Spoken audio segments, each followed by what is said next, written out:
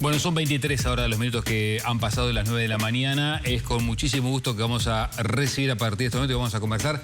Hay mucho para charlar con Guido Manini Ríos, ex senador de la República. ¿Cómo le va? Muy buenos días, gracias por estar con nosotros. Buenos días, bienvenido. Un saludo a toda la audiencia. Bueno, hacía mucho tiempo que queríamos conversar con usted por todo lo que pasó. Ya vamos a hablar de eso porque se viene ahora en mayo el Congreso de Cabildo Abierto. Pero antes, si le parece, Manini, una reflexión sobre lo que resolvió la Corte Electoral, que ahora para el domingo pide esta rectificación de firmas. Primero, ¿cómo le cayó esta determinación de la Corte y el mecanismo utilizado para refrendar sí o no las firmas? La Corte no validó 40 y pico de mil firmas. 43.000, ¿no? Sí, un poco más, por no coincidir la firma con la que tienen ellos en el registro, que es el que arman cuando la gente va a sacar la credencial. Muchísima gente firma 30, 40 años después, 20 años después de haber sacado la credencial y mucha gente cambia la firma. Tenemos testimonio, el que fue presidente del partido hasta el lunes pasado, el doctor Ignacio Curvelo, le rechazaron la firma. El que fue diputado por Cabildo Abierto, Martín Sodano, le rechazaron la firma. Y muchísimos más que estaban en la primera línea recogiendo firmas, bueno, su firma fue rechazada. En el año 86, en el referéndum contra la ley de caducidad, nos contaba el presidente de la Corte Electoral, a Líber Sereñi, le rechazaron la firma, ¿no? A Carlos Julio Pereira, que eran los impulsores de aquel referéndum, o parte de los impulsores. Entonces, es claro que el sistema de firmas adolece de problemas para su control, porque ¿quién puede decir que no es la persona? Cuando están todos los datos, incluido la fecha de nacimiento en la papeleta, ¿quién puede decir que no es la persona? Nosotros estamos convencidos que esas 40 y pico de mil firmas que no se validan obedecen a 40 y pico de mil uruguayos que quieren que haya un plebiscito. Bueno, nosotros hicimos la gestión para que se abra esta instancia de ratificación de firmas, que es lo que la Corte aprobó con el mismo formato que había aprobado hace casi 40 años para el referéndum aquel de la ley de caducidad. 10 días para difusión y 2 días para que la gente vaya a las oficinas electorales de sus departamentos y algunas ciudades que no son capitales también, que vayan y ratifiquen su adhesión a este plebiscito. Es una instancia que se abre. Precisamos porque están faltando firmas, unas 20.000, 20 y algo de mil, están faltando para completar las necesarias para que haya plebiscito. ¿Confían que la mitad de las personas de esa lista vayan a ratificar su firma? Precisamos que la mitad vaya. Bueno, esperemos que sí. Ahora hay un problema, la gente ese día va a ir a una junta electoral a firmar, se va a trasladar, no se va a trasladar, sabemos cuál es a veces la forma de actuar de los uruguayos y bueno, es un desafío, vamos a tratar de difundir al máximo esta instancia. Los listados con la gente a la cual no se le validó la firma están en la página web de Cabildo Abierto, la página web de la Corte Electoral, en el diario oficial, o sea que hay forma de saber si a uno no le validaron la firma para poder, bueno, ir a ratificarlo. Es una instancia que se abre, es la última posibilidad de que se reúnan las firmas en definitiva para que se valide el plebiscito. ¿Lo considera una victoria política en caso de que esto así sucediera? No, yo creo que sería una victoria de muchísima gente que hoy por hoy está acorralada con este tema. Mucha gente que a veces por mandato de sus propios partidos no firmaron, no apoyaron, no colaboraron, nos dejaron bastante solos en eso, pero que yo creo que en definitiva son afectados directos. Y las soluciones, hubo alguna solución que fue en el anca de lo que Cabildo viene haciendo en este tema, porque la verdad que pusimos el tema arriba de la mesa y muchísima gente empezó a escuchar hablar de usura, de lo que es la usura, de lo que es el abuso que se está dando a partir de que se puso el tema arriba de la mesa. Todos tomamos conciencia de que se está violando la Constitución de la República, de que los intereses que hoy nos están cobrando los prestamistas de todo tenor son abusivos, son usureros. El propio Estado es el primer usurero en este país.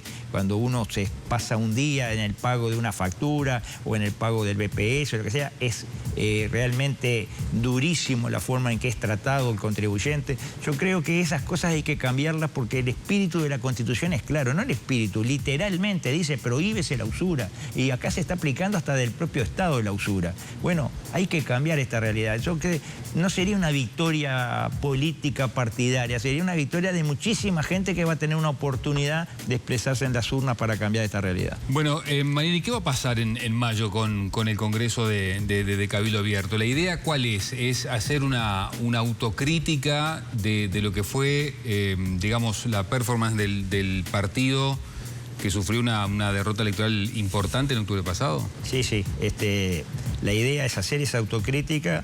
Se está procesando en distintos ámbitos, pero el lugar apropiado para exponerla y para, bueno, poder hablar mirándonos a los ojos es en el Congreso Nacional, y esa es la idea.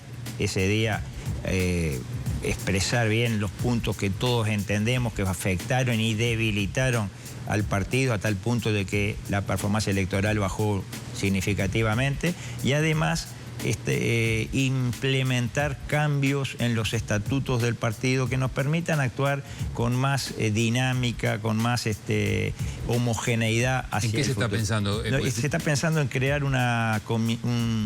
lo que sería una comisión nacional, un órgano intermedio entre el Congreso Nacional y la conducción de la Junta Nacional, en donde con menos integrantes que un Congreso Nacional estén representados los distintos departamentos, estén representadas distintas partes de Cabildo Abierto, con más dinámica, y que se pueda convocar de un mes para otro, y no como es un Congreso Nacional que por la cantidad de gente que implica, por todo lo que lleva, es algo más pesado que no se puede organizar a cada rato, no se puede convocar a cada rato. Entonces creemos que es bueno que esté ese órgano, y aparte de, bueno, establecer disposiciones que fortalezcan más a los cabildos departamentales, que se le dé más representatividad a muchos que por alguna razón u otra en estos años no han sido contemplados debidamente. Yo creo que amerita muchos cambios en los estatutos actuales, y los estatutos deben ser algo así como la ley que rige un partido, y hay que cumplirlo, ¿no? Manini, a propósito del análisis de la performance electoral del partido, ¿con qué insumos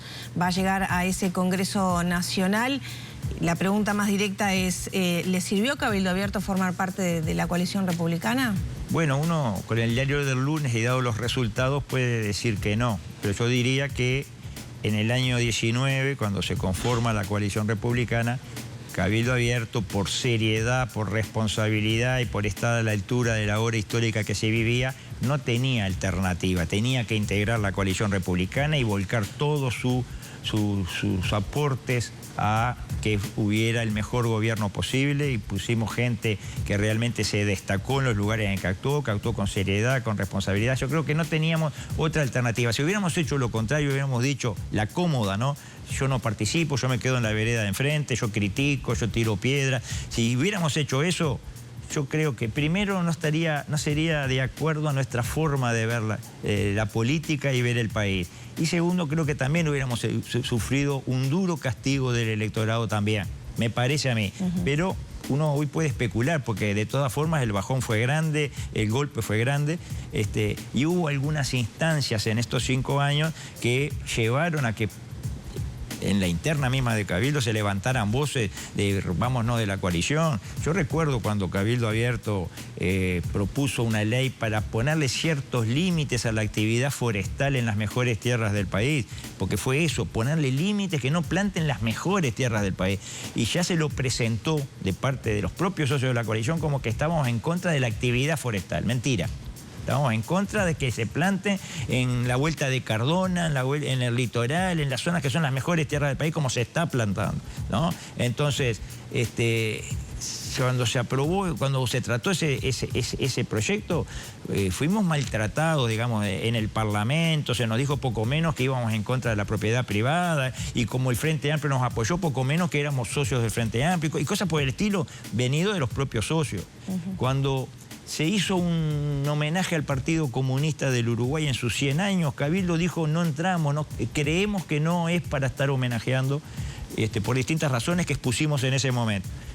Bueno, en la sesión de homenaje, las cosas que dijeron legisladores de partidos socios en la coalición de Cabildo fueron durísimas. ¿Y entonces por qué se mantuvo en la coalición? Porque bueno, tampoco estaban obligados a estar los 5 años, por ¿no? lo que le decía al principio, por un tema de seriedad y responsabilidad. ¿Hasta dónde? ¿Hasta cuándo hay que estar por ser serio y cuándo no? Si nos vamos al primer año es lo mismo, si nos vamos al 2, siempre íbamos a en cierta forma, a no cumplir con el mandato popular que en noviembre del 19 dijo: queremos que estén a cargo del gobierno todos los partidos que votamos. En cierta forma fue así.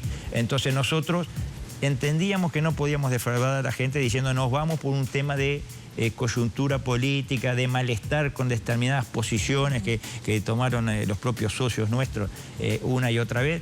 Bueno, con esos problemas de funcionamiento y de relacionamiento que realmente los hubo, igual nosotros antepusimos la seriedad y la responsabilidad, el tratar de que el gobierno tuviera las mayorías para las leyes principales, leyes de presupuesto, seguridad social, etcétera, y las tuvo las mayorías, a pesar de nuestras diferencias que una y otra vez fueron puestas de manifiesto. El tema es que también desde el Partido Nacional se dice, lo que pasa es que Cabildo lo que hacía era, nos cuestionaba en la prensa, nos anticipaba los cuestionamientos que iba a hacer a nivel de la prensa y antes de negociar con nosotros. Bueno, que cuenten la película entera, no cuentan que antes ya lo habíamos hablado con ellos.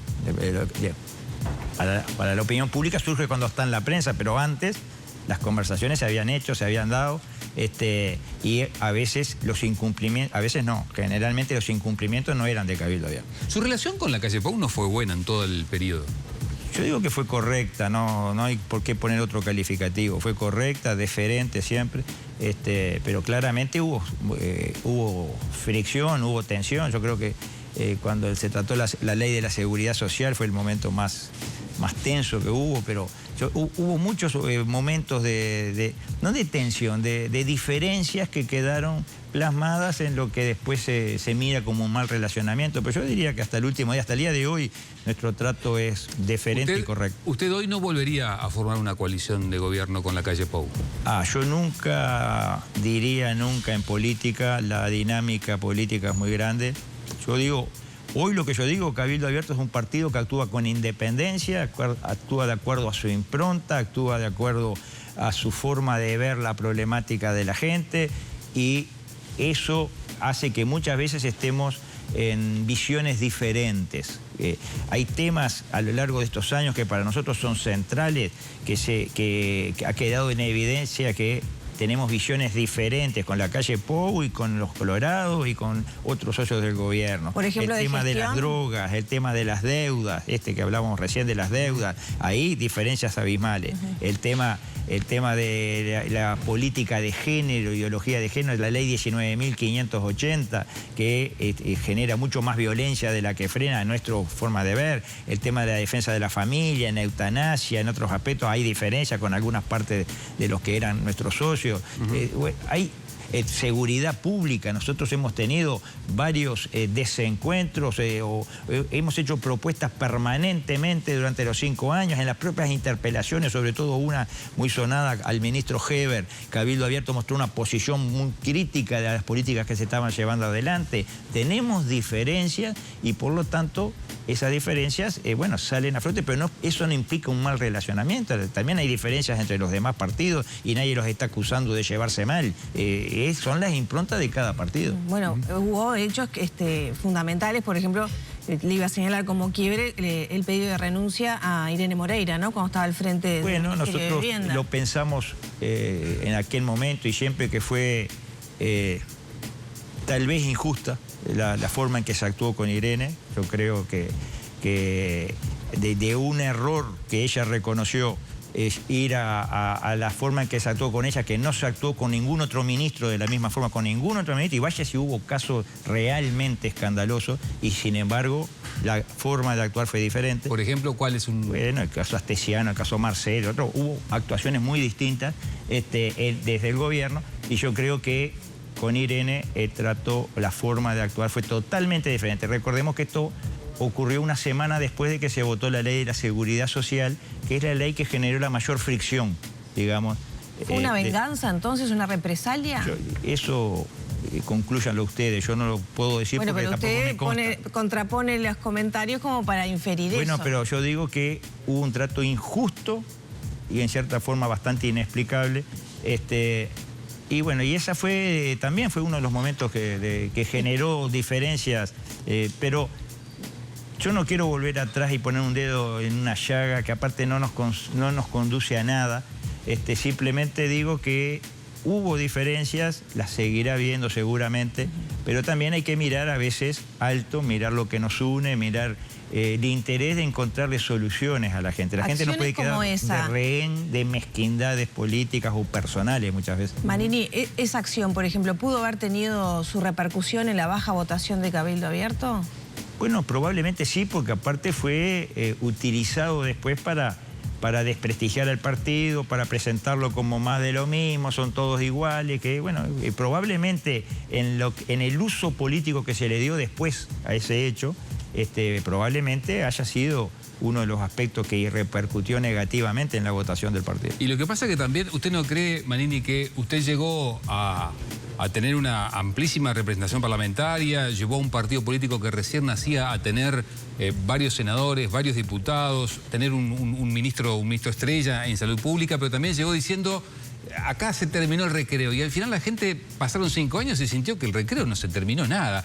Y usted, de alguna manera, es el responsable también, digo porque fue el que promovió la finalización de ese recreo. ¿Usted entiende que algo de eso también se lo están haciendo cobrar ahora o se lo hicieron cobrar? Sí, yo entiendo que sí, que algo de eso se me está cobrando. También hay que ser honesto.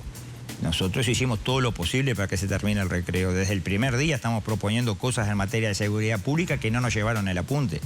En el Ministerio del Interior no nos dejaron participar ni con el portero del Ministerio, ¿no? No tuvimos ningún tipo de participación en el tema seguridad pública y permanentemente fuimos críticos y tratamos de no hacerlo público, fuimos críticos en el mano a mano, llevando documentos. Yo mismo le entregué al entonces ministro Larrañaga, después al ministro Heber, al ministro Martinelli, le entregué propuestas concretas de Cabildo. Cabildo iba a los diálogos que estableció el Ministerio en algún momento con documentos, con sendos documentos, con un montón de propuestas y no sé si se nos llevó la punta. Entonces, el recreo no se terminó, es cierto, lo reconozco. Yo dije se terminó el recreo y no se terminó. Y pago lo que tenga que pagar y asumo la responsabilidad. Ahora, que hice lo posible para que se terminara el recreo, nadie me lo puede negar porque aparte es público. Salió a la luz pública en el motivo de una interpelación y permanentemente hemos estado machacando con ese tema. Acá hay cosas que se han encarado mal y bueno, por eso el recreo no se terminó. Y bueno, vamos a seguir trabajando. Ahora, con este gobierno también pensamos aportar ideas para tratar de enderezar muchas cosas. Vamos a seguir. Ahora, no con el bloque de la coalición a nivel parlamentario, en la participación menguada que tiene Cabildo. Bloque coalición a nivel parlamentario no hay, no está hablado, no está pensado, no tiene sentido tampoco ¿cómo funcionaría eso? ¿Quién asumiría la representación de la coalición cuando somos partidos diferentes, con visiones diferentes en temas esenciales? O sea que habrá libertad de acción en la coalición, pero digamos. Cada partido tiene su impronta. Pero para las municipales acá Montevideo está la coalición. Eso fue un acuerdo que se hizo en su momento para electoralmente ir bajo un lema a efectos de que hubieran posibilidades reales electorales. Se hicieron esos acuerdos, Montevideo, Canelones y Salto, pero eso no implica que exista una coalición hoy conformada para ejercer la oposición a un gobierno. En eso nosotros no estamos de acuerdo y no lo estamos diciendo hoy, lo dijimos antes de las elecciones, que nosotros no íbamos a conformar ningún bloque, coalición para oponernos a un gobierno. Bien. No. Manini, yo le quiero hacer una pregunta que reconozco seguramente no sea muy cómoda para usted. Porque mucho se habló del tema que el fuero sí, que fuero no, se amparó, se ampara, no sé qué. Con el diario del lunes, ¿entiende que fue acertada su decisión en torno a haberse amparado los fueros? Mire, es facilísimo hablar con el diario del lunes. Hay que ponerse en el lugar de los hechos. Yo vengo de una institución donde lo primero que se hace antes de afrontar un problema es estudiar la situación, analizar la situación, analizar las posibilidades de quienes se oponen o de los hechos, de la realidad, o qué está pasando, qué problema climático ocurrió. Bueno, hay que analizar la realidad. La situación cambió del momento que uno hace un anuncio. Yo mismo fui el que impulsé que se tratara el desafuero de inmediato, porque había una biblioteca que decía hay que esperar que venga de vuelta de la Corte de Justicia porque cambió la legislatura. Yo dije, no, con este pedido que ya hubo el año pasado hay que ir. Yo mismo fui, pero la situación fue cambiando, en el camino fue cambiando. el expresidente Mujica dice, lo vamos a sacar del Parlamento y no vuelve más.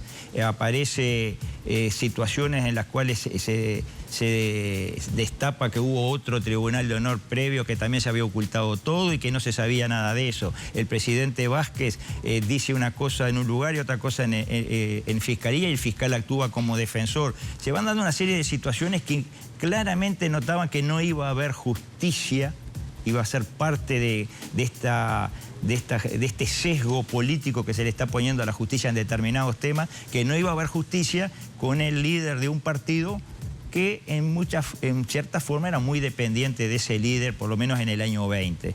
Entonces, la situación cambió. Cuando cambia la situación, no es que usted mienta. Si usted dice, el mes que viene me voy a Bariloche, se lo dice a toda la familia y a todos los amigos.